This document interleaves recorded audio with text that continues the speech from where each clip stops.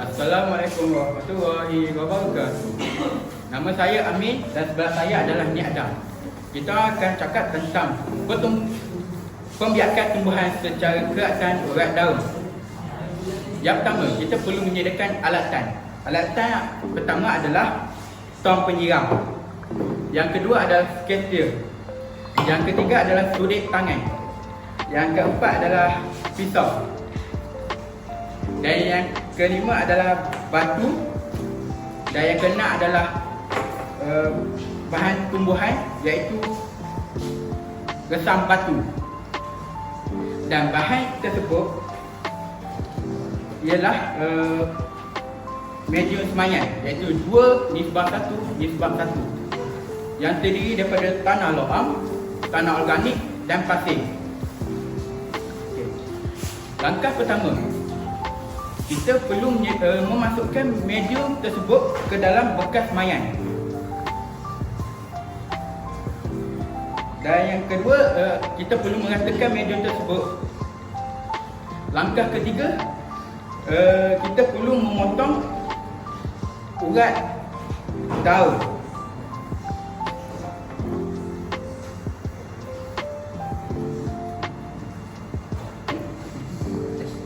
Iya kan?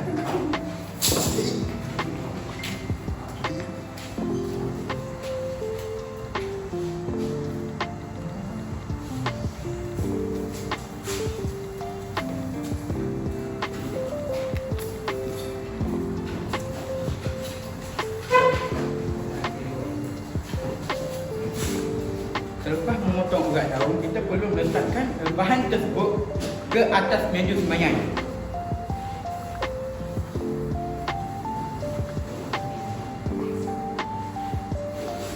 Dan yang kedua, yang seterusnya, kita perlu meletakkan batu di atas daun supaya daun itu tidak terbang ditiup oleh angin.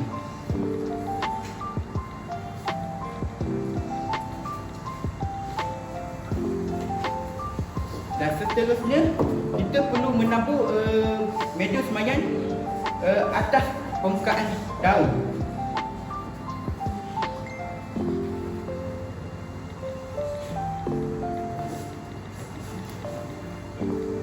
Okey. Dan akhir sekali, kita perlu menyiram secukupnya.